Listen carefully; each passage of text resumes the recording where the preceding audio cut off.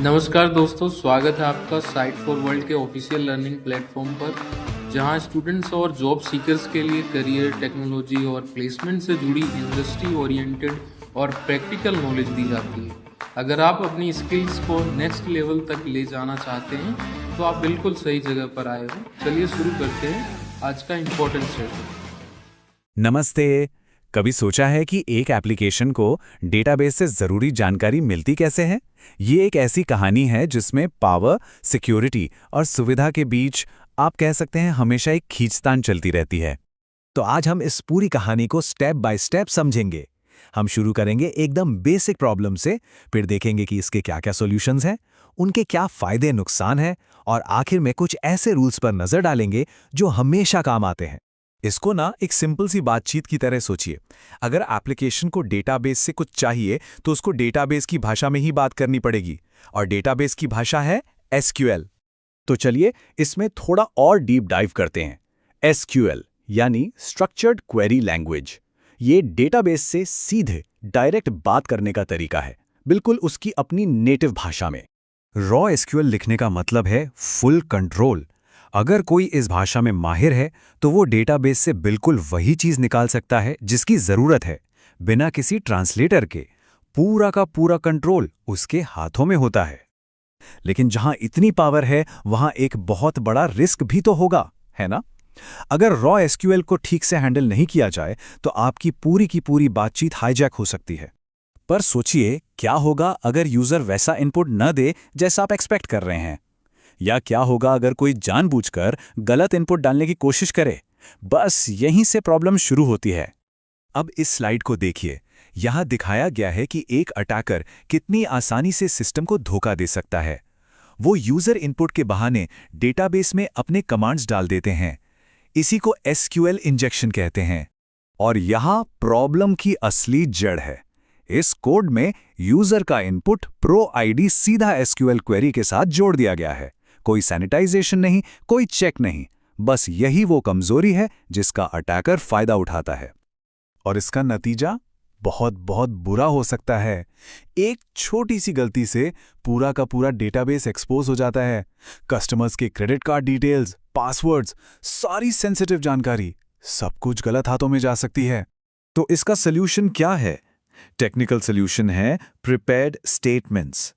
ये कोड और डेटा को अलग अलग रखते हैं। इससे डेटाबेस समझ जाता है कि यूजर का इनपुट सिर्फ डेटा है, कोई कमांड नहीं। यह अटैक को रोकने का एक बहुत जरूरी तरीका है। लेकिन क्या इससे भी कोई बेहतर तरीका है? यहां एंट्री होती है ORM की, यानी ऑब्जेक्ट रिलेशनल मैपिंग। ये एक ट्रांसलेटर की तरह काम करता है, जो ना सिर्फ सिक्योरिटी बढ़ाता है बल्कि एक फंडामेंटल डिजाइन प्रॉब्लम को भी सॉल्व करता है।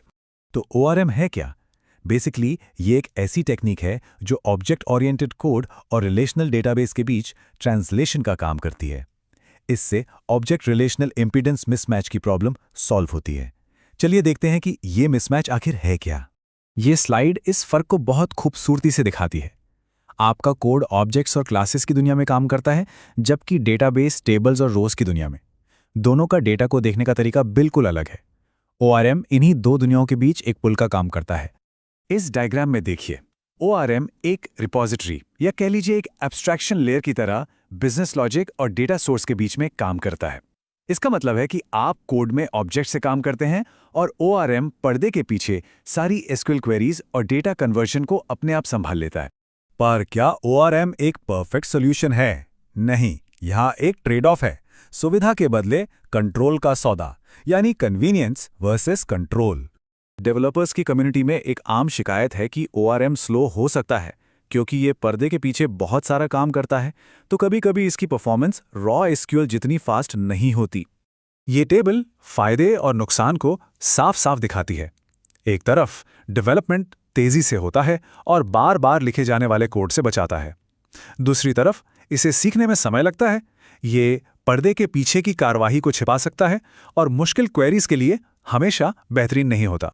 अब चलिए थोड़ा फोकस शिफ्ट करते हैं। असली बहस एसक्यूएल वर्सेस ORM नहीं है। असली चीज है आपके डेटाबेस का फाउंडेशन, उसका डिजाइन।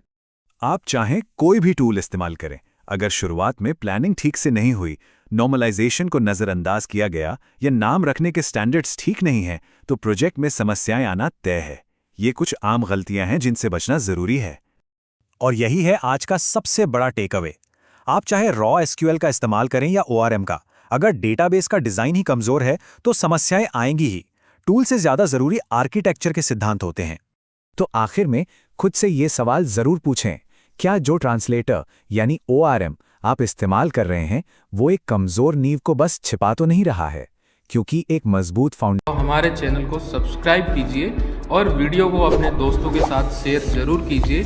कमेंट सेक्शन में अपना डाउट या नेक्स्ट टॉपिक लिखना मत भूलिएगा।